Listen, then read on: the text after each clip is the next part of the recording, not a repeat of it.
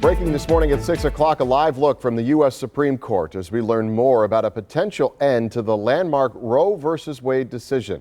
That's according to a draft of a U.S. Supreme Court opinion. Politico says it is obtained and verified. Our Andrea Albers is with us here in studio to break down how we got here. Andrea, good morning. Good morning. It's important to point out a few things right away. One, NBC News has not been able to verify if this leaked document is authentic. Two, if it is real, this is an extraordinary leak. The Supreme Court has not reached a final decision yet, and justices can still change which side they will land on. With that said, let's get into this. Let's take another look at that live video from in front of the U.S. Supreme Court building. Protesters from both sides started gathering there last night. Right now, it's quiet. The leaked opinion indicates that at least 5 Supreme Court justices side with Mississippi in its case, challenging the abortion ruling. Justice Samuel Alito writes that Roe v. Wade must be overruled, saying, quote, "The Constitution makes no reference to abortion, and no such right is implicitly protected by any constitutional provision." He added that it's time to heed the Constitution and return the issue of abortion to individual states. The bottom line this morning is abortion is still legal in the U.S. The final ruling from the court is expected in late June or early July.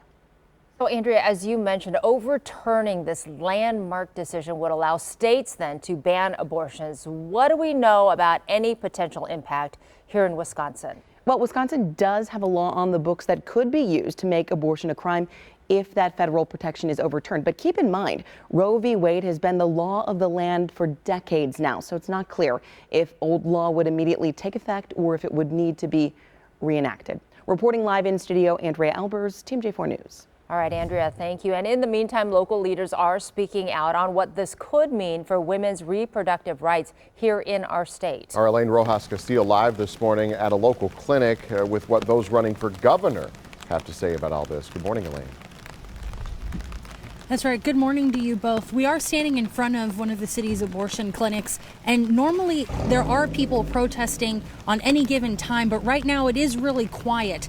And this morning, with the potential for 2 historic rulings that protect women's reproductive rights in our country up for discussion due to this leak of this potential opinion, it's weighing on the minds of those that are running for Wisconsin's top job. Now, Governor Tony Evers released a statement last night saying that he promised to fight to protect access to abortion and reproductive rights for as long as he is in office. And I've spent the morning going through the social media feeds of other candidates running for that position, and at least 3 Republican gubernatorial candidates have each said they hope this is how the court ultimately rules. Former Lieutenant Governor Rebecca Kleefisch sent out a tweet after the article was published by Politico saying, quote, "It's about time."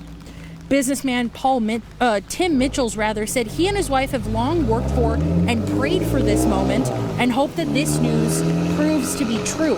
Another candidate, Kevin Nicholson, also tweeted saying that he feels the same way as Tim Mitchell's.